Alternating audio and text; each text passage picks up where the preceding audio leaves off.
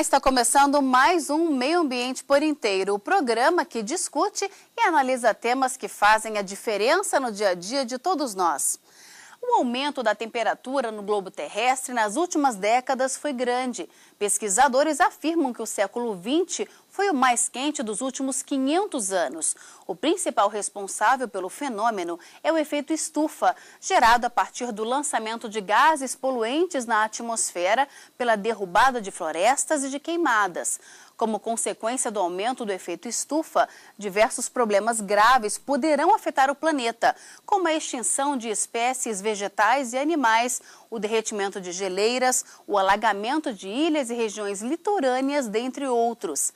Para falar sobre o efeito estufa, eu recebo aqui no estúdio o especialista em mudanças climáticas da Universidade de Brasília, Saulo Rodrigues. Olá, Saulo, bem-vindo ao programa. Obrigado. Também está conosco o meteorologista do INMET, Mozart Salvador. Olá, Mozart, é um prazer. Olá, prazer é meu. Antes de darmos início à nossa conversa, vamos saber um pouco mais sobre o efeito estufa. O que os carros, os lixões e a criação bovina têm em comum? Bom, todos eles contribuem para a emissão de gases. Gases que causam o efeito estufa. E aí já viu, né? Em excesso, os prejuízos são irreparáveis. O fato é que a nossa presença na Terra, a presença humana na Terra, tem gerado um aumento excessivo desses gases, dos gases chamados efeito estufa, que são principalmente o CO2, que são os gases decorrentes do uso de combustível fóssil, de petróleo, todo derivado de petróleo, principalmente a nossa frota automobilística, indústrias e tudo mais, e também pelo gás metano, que é gerado pela disposição de lixo a céu aberto, e nós aqui no Brasil temos centenas de lixões, cada município tem mais de um lixão. Aqui em Brasília, capital da República, nós temos um lixão que é uma vergonha ambiental aqui no Distrito Federal e temos inúmeros pequenos lixões distribuídos pelo território. E fora isso, o nosso rebanho bovino. O gás que o boi solta na atmosfera, que é o gás metano, ele contribui para o efeito estufa. E nós, não sei se todo mundo sabe, o nosso rebanho bovino no Brasil é maior, nós temos mais boi no Brasil do que gente. Mas o efeito estufa não é um bicho de 7 cabeças. Na verdade, ele sempre existiu e é necessário para o equilíbrio do clima na Terra. Esses gases estão presentes naturalmente na nossa atmosfera. Ou seja, sem eles, a temperatura na Terra seria muito baixa, teríamos problemas de glaciais e tudo mais. Outro aspecto que contribui e coloca o Brasil em 4º lugar no ranking dos países que mais emitem gases de efeito estufa é o desmatamento. O desmatamento também contribui para o efeito estufa, porque o fato de a gente estar cortando árvore, nós estamos alterando o equilíbrio que essas árvores podem trazer para a nossa temperatura. Então, tudo isso aí conjugado, e nós na Terra, nós estamos intensamente utilizando combustível fóssil, intensamente gerando lixo, intensamente cortando árvore, desmatando, isso tudo está aumentando o efeito estufa e está aumentando a temperatura na Terra e trazendo prejuízos de toda a sorte em todas as nações, inclusive no Brasil já. Saulo, a gente falou que os gases poluentes lançados na atmosfera, as queimadas, não é? Tudo isso é responsável pela formação do efeito estufa. Na prática, como é que isso acontece? Então, os gases de efeito estufa, que provocam o aquecimento da atmosfera, eles são oriundos de diversas fontes, né? Principalmente as fontes derivadas da queima de combustíveis fósseis. Então, todo o que diz respeito à queima de petróleo, carvão, mineral, gás natural, emite CO2 quando é queimado. Então, esse CO2, concentrando-se na atmosfera, caracteriza-se como o principal gás de efeito estufa, além do metano e do óxido nitroso, que são outros dois gases muito importantes em relação a provocar o efeito estufa. Então, esse efeito ele tem sido responsável por, primeiro, manter as temperaturas em equilíbrio na Terra, né? Sem o efeito estufa, a Terra seria um planeta gelado. O problema é que, desde a Revolução Industrial até hoje, a elevação das emissões de gás de efeito estufa tem sido responsável por um desequilíbrio no sistema climático que pode ser atribuído, então, à atividade humana na Terra, e é isso que preocupa a humanidade hoje, que ao longo do século XXI esse efeito vá se intensificando e provocando extremos climáticos, como enchentes, inundações, grandes secas, que podem afetar de forma muito significativa e de forma muito deletéria, especialmente as populações mais carentes, que têm menos condições de enfrentar essas adversidades. Agora, Mozart, muita gente associa a questão do efeito estufa ao buraco na camada de ozônio. Existe alguma relação? Não existe uma relação direta. A camada de ozônio é uma camada que está acima da principal camada da atmosfera, que é a troposfera, que é a camada mais próxima da superfície, está numa alta atmosfera. E, na verdade, a relação entre a camada de ozônio o clima no planeta, na verdade, é uma questão de uma camada que faz uma barreira natural a certos tipos de radiação solar. Indiretamente, ele contribuiria porque diminuiria esta radiação incidente na superfície. À medida em que essa camada diminui, essa radiação aumentaria. Mas não é uma relação totalmente direta. A questão do efeito estufa está mais relacionada à questão da composição química da atmosfera, como bem falou o professor, dos gases de efeito estufa, como CO2, metano, e também eu acrescentaria um vapor importante aí, que é o H2O, o vapor de água, né? Que ele é extremamente variável, mas ele é um gás também de efeito estufa e ele é extremamente importante para o equilíbrio térmico do planeta. Agora, falando nessa questão do equilíbrio térmico, Saulo, você falou que se o efeito estufa não existisse, a Terra seria um planeta gelado. Por quê? Porque o efeito estufa é que faz com que o calor que incide sobre a superfície da Terra, proveniente da radiação solar, ele é refletido de volta para fora do sistema atmosférico. E se não houvesse os gases de efeito estufa na atmosfera, esse calor se dissiparia com muito mais eficiência para fora do sistema atmosférico. Então ele segura o calor. Ele retém o calor, né? Ele é responsável por reter boa parte do calor que é refletido na superfície da Terra para fora do sistema atmosférico. Então ele é que faz com que boa parte da biodiversidade do planeta venha se mantendo em equilíbrio, né? Sem esse equilíbrio térmico, dificilmente a gente teria essa diversidade biológica que nós temos no planeta. Pouquíssimas espécies conseguiriam sobreviver em condições tão adversas. Agora, Mozart, nós já estamos sentindo algum tipo de problema relacionado à elevação desse efeito estufa aqui no nosso planeta? Bom, muito se associa a questões, catástrofes naturais de procedência climática, atmosférica, ao aumento desse efeito estufa. Essa é uma questão discutível porque nós não temos um histórico muito completo das catástrofes que aconteceram no passado e os dados que poderiam ser relacionados a isso. O que nós temos hoje deve ser considerado a questão da informação também. Hoje nós temos assim, um processo de conhecimento e de informação muito mais rápido que nós tínhamos há um século ou dois no passado. Hoje acontece alguma catástrofe natural na China e em poucas horas ou talvez até em minutos nós já estamos sabendo aqui no Brasil. Então nós temos muito mais informações sobre essas situações naturais que ocorrem. Isso não quer dizer que não esteja aumentando, mas a informação sobre fatos que estão ocorrendo é muito maior do que no passado.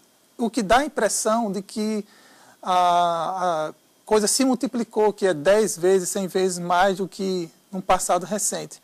O que não é bem assim também, né?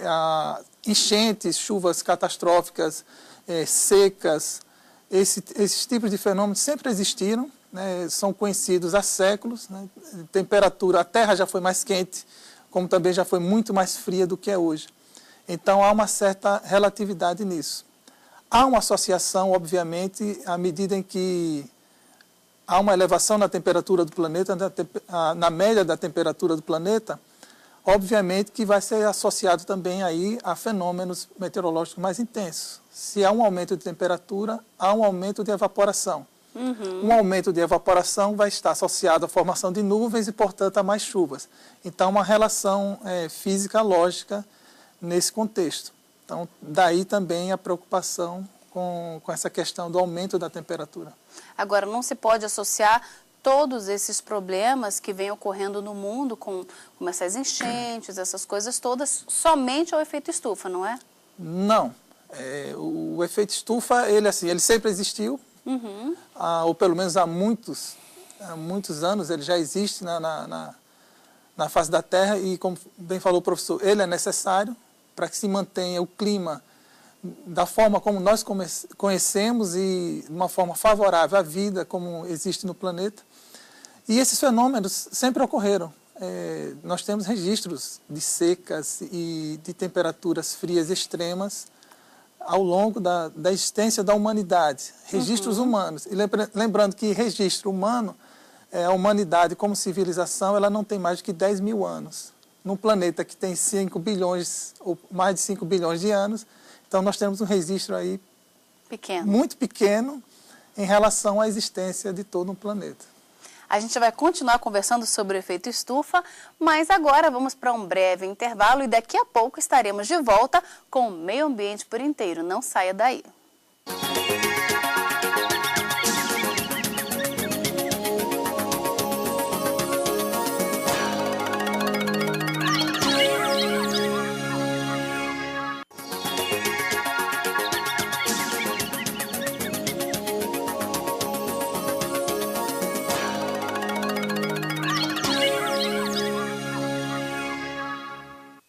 Estamos de volta com o Meio Ambiente por Inteiro, que hoje fala sobre o efeito estufa.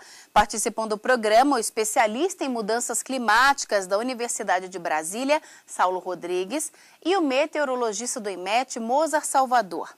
Saulo, esses estudos que são feitos sobre o que já aconteceu antes mesmo da existência da humanidade, eles são importantes? São importantíssimos, Carolina.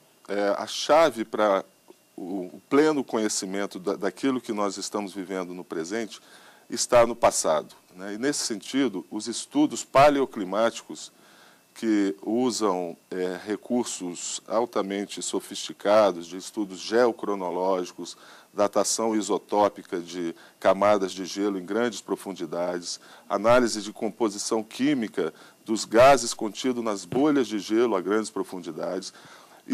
Todas essas técnicas nos permitem reconstruir a história climática da Terra muito antes da humanidade estar presente, né? Então, isso é muito importante para a gente entender que o clima da Terra é algo extremamente dinâmico e extremamente complexo. E dessa complexidade advém o debate científico que ocorre hoje sobre em que medida a humanidade está realmente afetando esse equilíbrio dinâmico do clima da Terra. Então, com base nesses estudos paleoclimáticos, a gente percebe que existem intervalos glaciais importantes que ocorrem em intervalos de aproximadamente 100 mil anos, que são chamados ciclos de Milankovitch, onde grandes variações de temperatura ocorrem, os períodos glaciais e os períodos interglaciais. Nós estamos vivendo hoje num interglacial, ou seja, estamos vivendo um momento quente da história do clima da Terra. O problema é que essas mudanças por causas naturais, desses chamados ciclos de Milankovitch, ocorrem, esses estudos nos mostram isso, a uma taxa de variação muito lenta. Então, as temperaturas variam de forma muito lenta, quase imperceptível para a nossa escala de tempo. E no momento que a gente vê os estudos climáticos mais recentes mostrando variações de temperatura muito mais abruptas e muito mais intensas, muito mais rápidas, especialmente depois da Revolução Industrial, quando a humanidade começa realmente a explorar e queimar combustíveis fósseis, isso nos indica que a humanidade tem um papel importante nessas mudanças, né? Porque se fosse só causa natural, essas mudanças não estariam ocorrendo na velocidade que elas têm ocorrido hoje. Então, por isso, os estudos paleoclimáticos são extremamente importantes para a gente começar a desvendar os mistérios, os desafios que a ciência nos coloca hoje em relação ao debate sobre o clima. Mozart, e falando sobre essa incidência da atividade humana, não é, para a elevação do efeito estufa, como é que o efeito estufa está hoje? Qual a avaliação que vocês que estudam isso sempre fazem do nível de efeito estufa hoje no nosso planeta? Bom, com relação ao principal gás de efeito estufa, que é o CO2, hoje ele está na faixa de 380 partes por milhão. Ela já foi bem menor, em torno de 340, 330. Então, isso aí já é um indício de que esse gás de efeito estufa, associado a outros gases também que contribuem, eles têm tido uma elevação. Pontualmente, como é que se verifica isso com relação à temperatura, né? Como é que a meteorologia verifica isso? Através de instrumentação das medições, através das suas estações meteorológicas. Em muitos pontos do planeta, nas suas redes de estações, no Brasil também, há indícios de que, em alguns lugares, realmente a temperatura tem tido um aumento contínuo, um aumento significativo, fazendo testes estatísticos. Às vezes, há um certo cuidado com relação à observação desses dados pela juventude, digamos, dessas redes meteorológicas.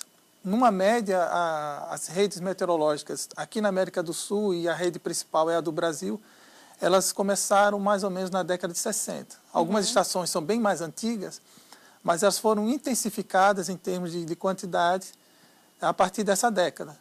Então, cronologicamente, é ainda um período curto, mas que já dá sinais, já começa a nos fornecer alguma informação significativa sobre o comportamento da temperatura. Porém, existem outros dados que entram, que são de influência humana, mas não são necessariamente o efeito estufa. Tem a questão da urbanização, que ela influencia não na emissão de gases de efeito estufa, muitas vezes, mas no balanço de energia, da energia que chega da radiação solar, o que é absorvido, o que é devolvido para a atmosfera, dessa energia.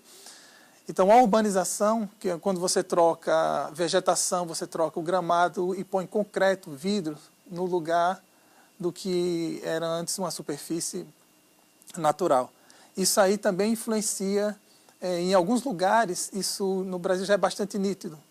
E essa balanço de energia, que alguns chamam de ilhas de calor, tem um exemplo clássico e tem sido muito estudado, é a cidade de São Paulo, a região metropolitana de São Paulo. Aquela imagem que às vezes a gente vê que tem aquela faixa de poluição, né, na cidade de São Paulo, tem alguma relação?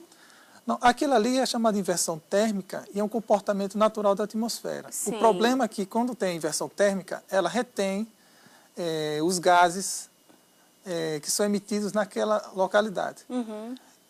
Em um ambiente natural, sem tanta influência humana, aquilo ali não seria tão percebido. O problema é que uma cidade como São Paulo, que emite toneladas de poluentes diariamente, o poluente fica retido, aquela poluição fica retida, né?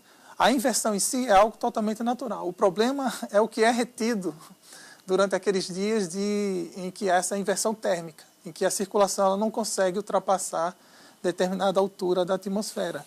E há uma barreira durante algumas horas, às vezes durante alguns dias. Então, a inversão em si é natural. O que é acumulado, preso nessa inversão, é que é o problema, que são os gases dos veículos, das indústrias e a poeira mesmo gerada pela atividade humana. Agora, Saulo, o que poderia ser feito para amenizar o efeito estufa?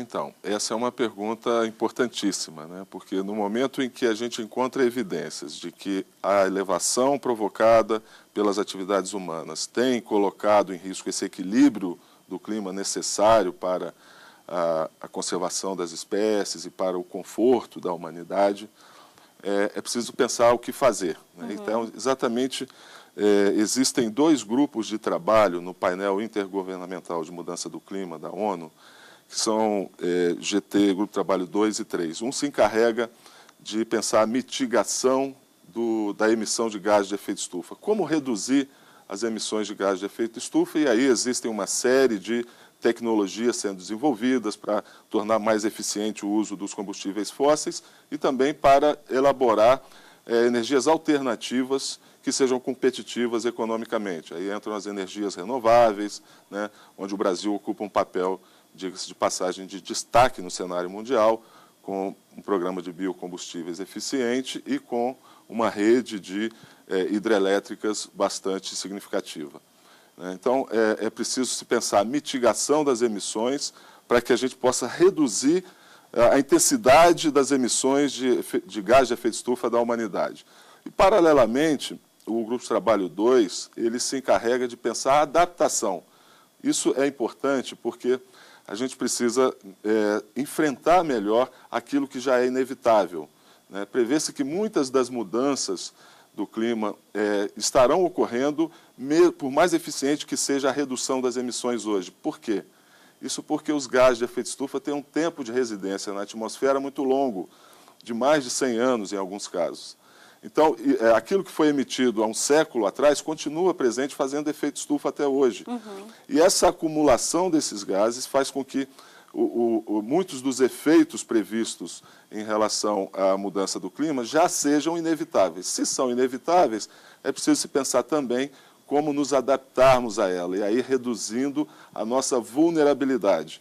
Isso é muito importante porque nós temos uma parcela muito significativa da população humana vivendo em condições de alto risco, em encostas desmatadas, em encostas sujeitas a deslizamento do terreno, né? Em várzeas, em áreas facilmente inundáveis.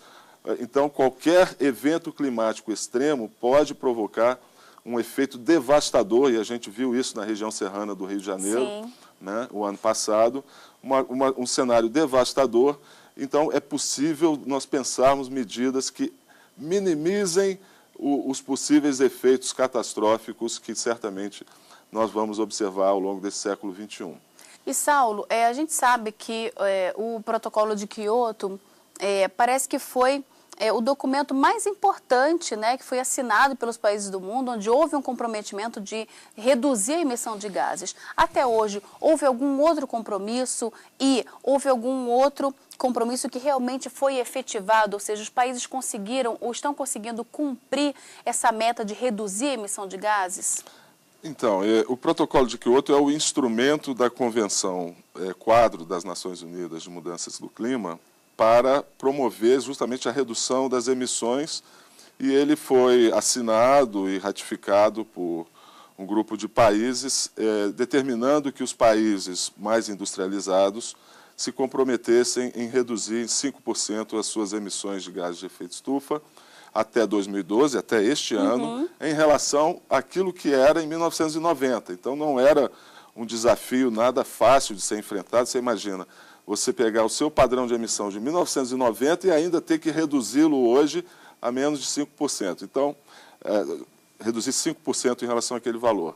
Então, realmente é um desafio grande. Muitos países, a grande parte dos países signatários não atingiram suas metas, né? E por isso é tão importante hoje a COP, a Convenção das Partes, a Conferência das Partes, perdão, da Convenção do Clima, existem encontros anuais onde essas COPs procuram elaborar um segundo instrumento que seja mais eficiente do que o protocolo de Kyoto e que possa ser cumprido, né, onde as metas possam ser cumpridas.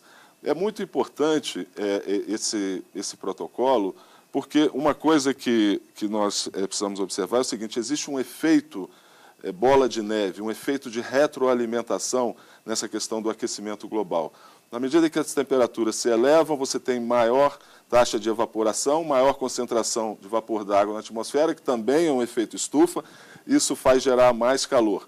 O calor elevado também aumenta a flamabilidade das florestas, o que faz aumentar as emissões pela queima de floresta. Então, os estudos de paleoclima nos mostram que as elevações de temperatura, quando começam a acontecer, disparam um processo de retroalimentação que faz com que as elevações se deem de forma muito rápida, né? E é isso que preocupa a comunidade científica internacional e é isso que aponta para a urgência de medidas realmente que os países se comprometam a assumir metas de redução das suas emissões. Muito obrigada pela presença de vocês aqui no nosso programa. Obrigado.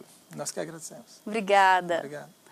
E nós ficamos por aqui, mas na semana que vem a gente volta a se encontrar em mais um Meio Ambiente por Inteiro. Se você quiser enviar alguma sugestão para a gente, anote o nosso endereço: meioambienteporinteiro@stf.jus.br. Muito obrigada pela sua companhia e até o próximo programa. Tchau!